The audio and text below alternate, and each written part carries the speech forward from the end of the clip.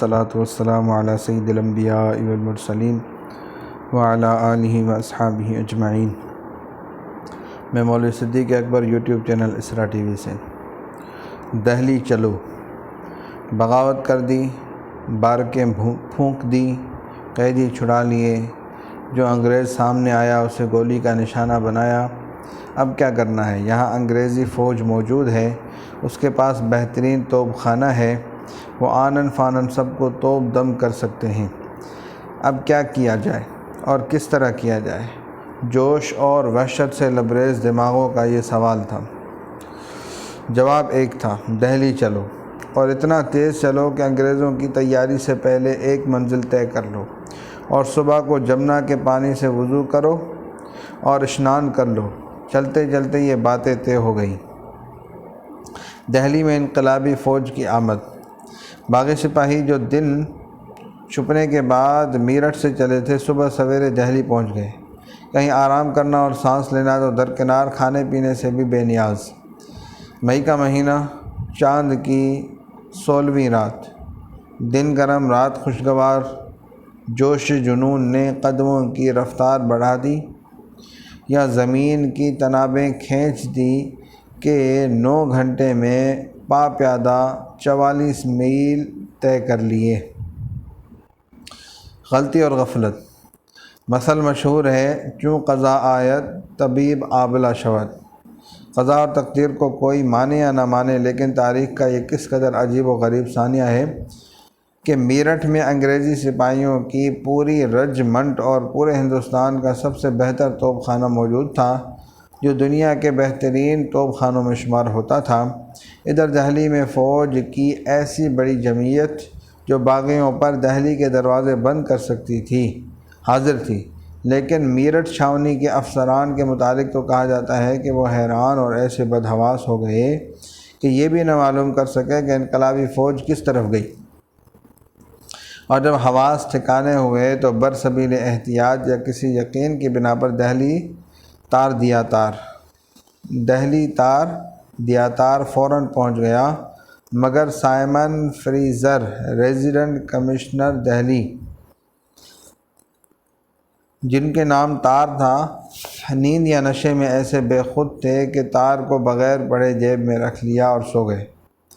انقلابی فوج دہلی میں 11 مئی 1857 عیسوی، 16 رمضان 1274 دوشنبہ کے دن صبح کے سہانے وقت جمنا کے ایک کنارے لال قلعے کی سرخ و سفید برجیاں اور ان کے سنہرے کلس آفتاب کی کرنوں سے شوخیاں کر رہے تھے، اور دوسرے کنارے پر جوش و خروش سے وارفتہ انقلابی فوج بے چینی سے گزرگاہ تلاش کر رہی تھی۔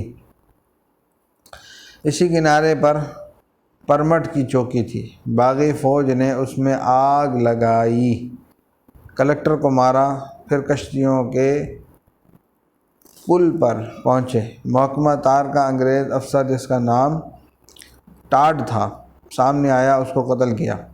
کلکتہ کا دروازہ، جو کشتیوں کے پل کے قریب تھا، موجودہ ریلوے لائن سے شمال کی طرف، اس نے ان سرفروش انقلابیوں کے استقبال میں تعامل کیا تو سامنے راج گھاٹ کے کھلے دروازے نے اپنی طرف اشارہ کر کے داخلے کی اجازت دے دی۔ پیادہ اور سواروں کی بھیڑ قلعہ معلیٰ کے جھروکوں کے نیچے سے گزرتی ہوئی آگے بڑھی اور راج گھاٹ کے دروازے سے شہر میں داخل ہو گئی۔ اب داخل ہونے والی فوج کے دائیں جانب قلعہ تھا، اور بائیں جانب کس قدر فاصلے سے دریا گنج، جہاں کچھ انگریزوں کے بنگلے تھے۔ فوج قلعے کی طرف بڑھی۔ پھاٹک پر سنتری موجود تھے، مگر اشاروں ہی اشاروں میں ایسی باتیں ہوئی کہ انقلابی فوج بلا مزاحمت قلعے میں داخل ہو کر بادشاہ کے حضور میں پہنچ گئی۔ اب بادشاہ سے جو گفتگو ہوئی، پہلے اس کو سن لیجیے۔ راقم الدولہ ظہیر دہلوی، جن کا دربار سے تعلق تھا، بادشاہ کے حضور میں روزانہ حاضری دیا کرتے تھے، اور اس روز اگرچہ باغیوں کے پہنچنے کے وقت وہ دربار میں نہیں تھے، مگر تھوڑی دیر بعد ہی پہنچ گئے تھے۔ ان کے طویل بیان کے کچھ حصے یہاں نقل کیے جا رہے ہیں۔ انقلابی سپاہی اور بادشاہ بہادر شاہ۔ دربار میں حاضری، سرپرستی کی درخواست، بادشاہ کا فقیرانہ جواب۔ راقم الدولہ ظہیر صاحب دہلوی کی روایت ہے کہ فوج کے نمائندوں نے بادشاہ سے عرض کیا، حضور جہاں پناہ سلامت، آپ دین و دنیا کے بادشاہ ہیں، تمام ہندوستان آپ کا محکوم و فرما بردار ہے۔ آج تک منادی میں پکارا جاتا ہے، خلقت خدا کی، ملک بادشاہ کا، حکم کمپنی کا۔ انگریز لوگ آپ کی طرف سے مالک و مختار ہیں، ہم لوگ آپ کے پاس فریادی آئے ہیں، امیدوار انصاف ہیں، ہم لوگ ملازم انگریزی ہیں، ہمیں لوگوں نے اپنی جانیں بیچ کر اپنے سر کٹوا کر کلکتہ سے کابل تک 1400 کوس میں انگریزی علمداری قائم کرا دی، اور ہمیں لوگوں کی استعانت و امداد سے تمام ہندوستان پر تسلط ہو گیا۔ یہ ولایت سے کوئی فوج ہمراہ لے کر نہیں آئے تھے، سب ہندوستانی فوج کی کارگزاری ہے۔ شہادت کے واسطے ہمارے پاس تمغے موجود ہیں۔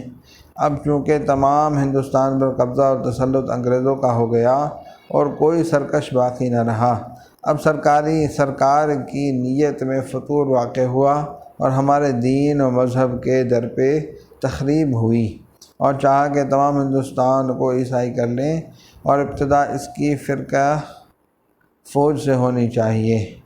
چنانچہ باہم صلاح کر کے یہ تجویز قرار پائی کہ ایک قسم کی بندوق ایسی ایجاد کی گئی کہ جس میں ٹوٹا یعنی کارتوس دانتوں سے کاٹ کر بندوق کے منہ میں دینا پڑے، اور اس ٹوٹے کو جانوروں کی جھلی سے منڈوایا گیا۔ اب نہ معلوم وہ جھلی کس جانور کی ہے۔ وہ بندوقیں ہم لوگوں کو دی گئیں کہ تم کارتوسوں کو دانت سے کاٹ کر بندوقوں میں ڈالو۔ ہم لوگوں نے بالاتفاق ہندو اور فرقہ مسلمان نے تعمیل حکم سے انکار کیا کہ ہم ہرگز ایسا نہ کریں گے، خواہ سرکار نوکر رکھے یا نہ رکھے۔ فرقہ ہندو کو تو گائے کی جھلی کا اشتباہ ہوا اور اہل اسلام کو سور کی جھلی کا۔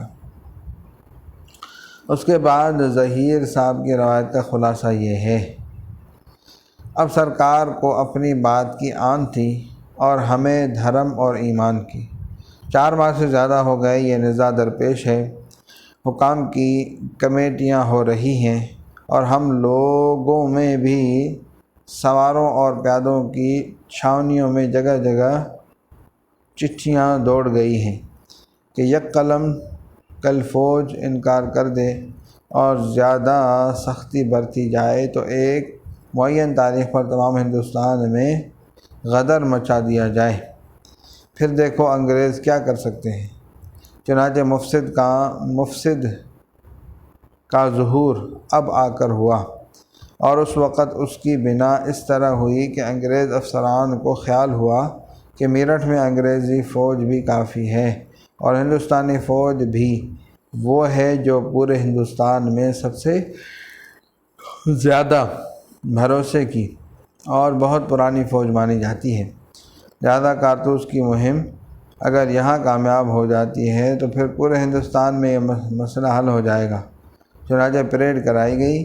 اس کے بعد ظہیر صاحب نے پریڈ پر کارتوسوں کی پیش کیے جانے، ان فوجیوں کے پھر انکار کرنے والوں کی سزا وغیرہ کا تذکرہ کیا ہے۔ اس کے بعد تحریر ہے۔ صلی اللہ تعالیٰ علی حبیب سیدنا محمد وعلی آلہ وصحبہ اجمعین برحمتک یا ارحم الراحمین۔